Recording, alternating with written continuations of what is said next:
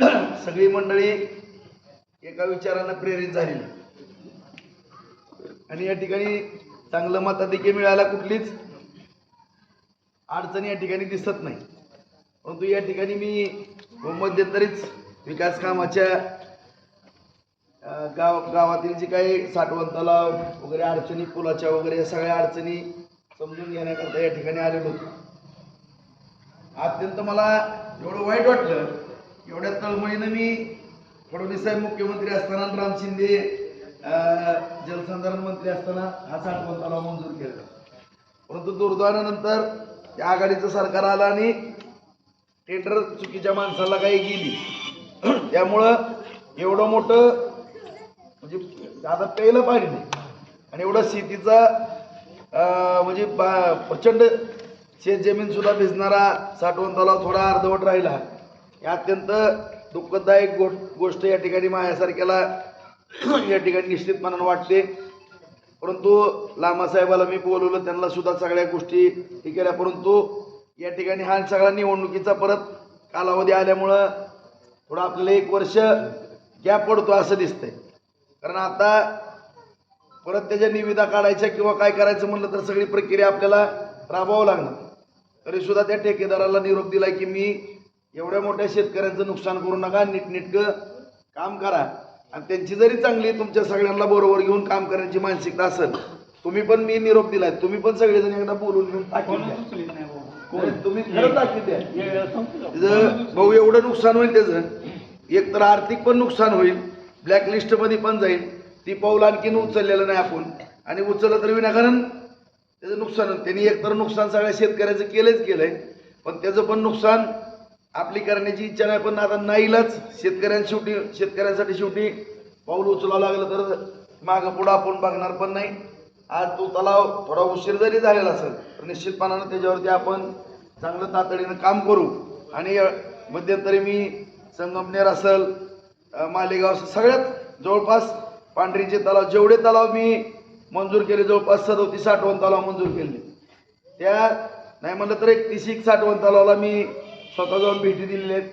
आणि कसं काम चालतं किंवा काय आता दुर्दैवान हा राहिलेला आहे, हाही पूर्ण करण्याचा आपण प्रयत्न करू।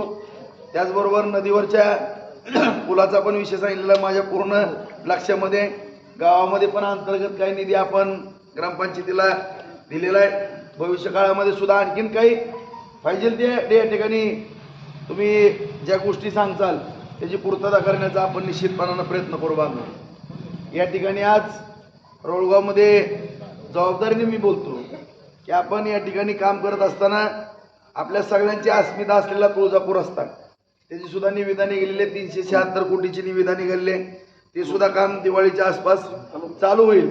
आणि जसा सोलापूर रोड आपण करून घेतलाय त्या धर्तीवरती 10 मीटरचा पूर्ण तुळजापूर ते बार्शी आणि बार्शीचं त्यातनं सावळेचं हॉटेल ते वडा तो पण कॉन्क्रीटचा आहे, आणि पुढं डांबरी असा आहे, थेट तुळजापूर ते बार्शी पोस्टचं आपलं स्टँड चौकापर्यंत तुम्हाला कधीही 15-20 वर्ष कुठलीही तकलीफ होणार नाही अशा पद्धतीचं त्याचं नियोजन केलं आहे।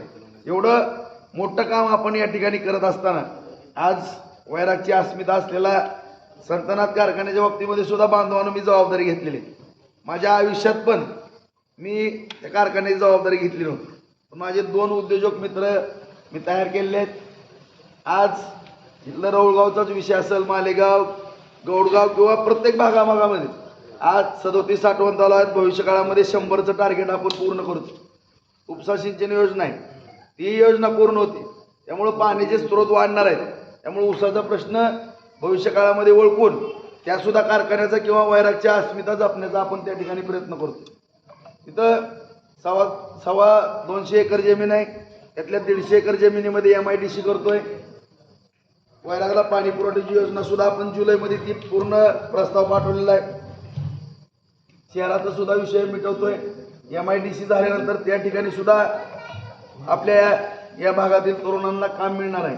जशी बार्शीच्या MIDC मध्ये आता कारखान्याची कामं चालू झाले, त्या ठिकाणी पण रोजगार चांगल्या पद्धतीचा मिळणार आहे। अशा रीतीनं सर्व स्तरावरती आपण चांगल्या पद्धतीने काम करतो, आणि हे काम करत असताना आपल्याला आपल्या बार्शीचं मताधिक्य जास्तीत जास्त गरजेचं आहे। आज आदरणीय नरेंद्र मोदी साहेबांच्या मार्गदर्शनाखाली काम करत असताना शिंदे साहेबांनी, फडणवीस साहेबांनी, अजितदादांनी आपल्या तालुक्याला काहीच कमी केलेलं नाही. भविष्यात सुद्धा काहीच अडचण कुठली येणार नाही. आणि आपल्या तालुक्याला 25-30 वर्षे, कारण मी सातत्यानं म्हणतो की आदरणीय नानांबरोबर मी आमदार व्हायच्या अगोदर पण या भागामध्ये फिरतो. अक्षरशः विदर्भासारखी परिस्थिती या भागामधली होती. कुठल्या गावाला जायचं म्हणलं का सरी बाळगावी सगळी बसायची आमच्या कमांडर फटाफट दगड उडून फटाफट जाईल. परंतु मी 2004ला आमदार झालो आणि सातत्याने या भागामध्ये विकासाचं पर्व सुरू झालं. त्या ठिकाणी नाहीतर ह्याच्या अगोदर भाऊ तुम्हाला पण माहिती आहे, दोन्ही भाऊ आहेत तिथे अण्णा, हे सगळं बापू आम्ही या भागामध्ये होती. परंतु जेवढाही निधी येईल त्याचा निम्मा वाटा या भागाला पाठवण्याचं काम मी सातत्यानं केलं. कधीही वैराग आणि बारशी असा तुझा भाव मी कधी होऊन दिलेला नाही. प्राधान्यानं वैराग भागाकडे विकासापासून वंचित राहिला म्हणून जादाच लक्ष दिलेलं आहे. भविष्य काळामध्ये सुद्धा तुम्ही सांगायचं आणि मी ऐकायचं अशी परिस्थिती भविष्य काळामध्ये पण राहणार. कधी सुद्धा तुझा भाव नाही. जी जी कामं मध्यंतरी तुम्हाला सांगितलेले त्या कामाचा पाठपुरावा फक्त तुम्ही करून घ्या. तुम्हाला कुठली अडचण कधी येणार नाही.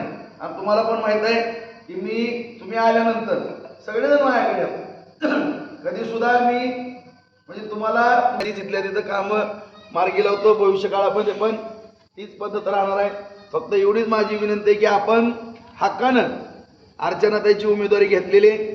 अर्चनाताई निवडून आल्यानंतर आपल्याला हातीचं बळ मिळणार आहे मित्रांनो.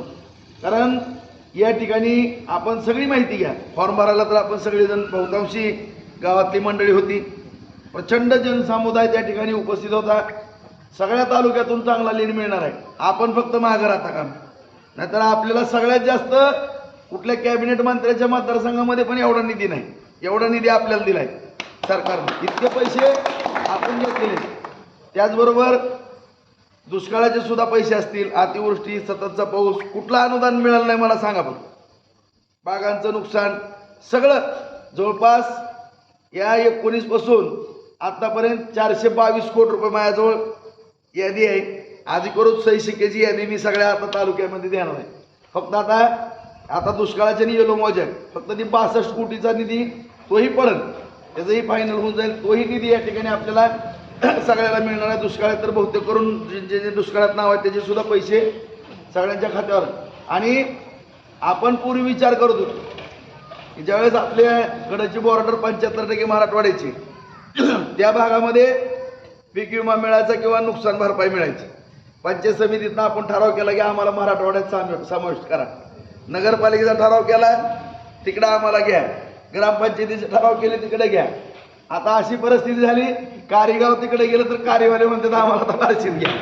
म्हणजे फरक का शेवटी आपण बारशीतले आहेत. उस्मानाबाद पण आपलंच आहे. महाराष्ट्र राज्य तर आपलं छत्रपतींचं आहे.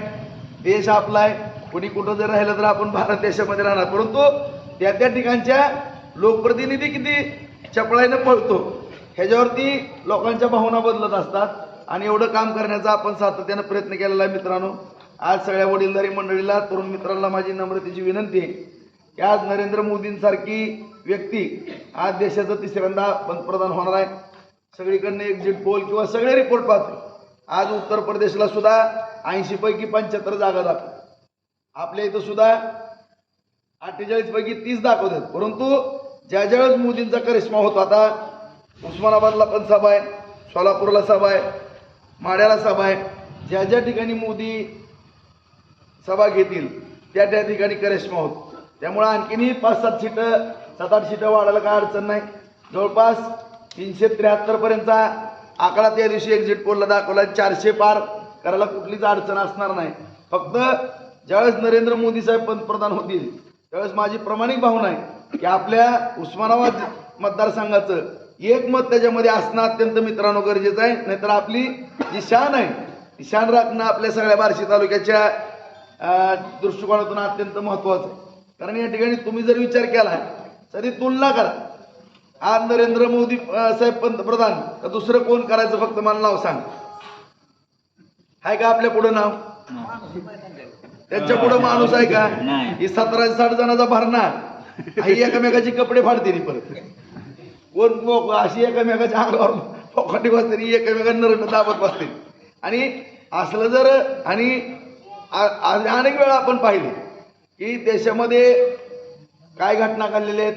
आता शेवटी आपली ही ग्रामपंचायतीची निवडणूक नाही मित्रांनो, ही निवडणूक आपल्या देशाचं भवितव्य ठरवणार आहे. आणि जगाच्या पाठीवरती आज भारत देशाचं नाव कुठं नेलेलं आहे, किती स्वाभिमानानं आज आपला देश संपूर्ण जगावरती, आज कुठलाही देश असू द्या जगामध्ये आज आपल्या भारत देशाचा दरारा निर्माण या व्यक्तिमत्वाने केलं. आणि प्रत्येक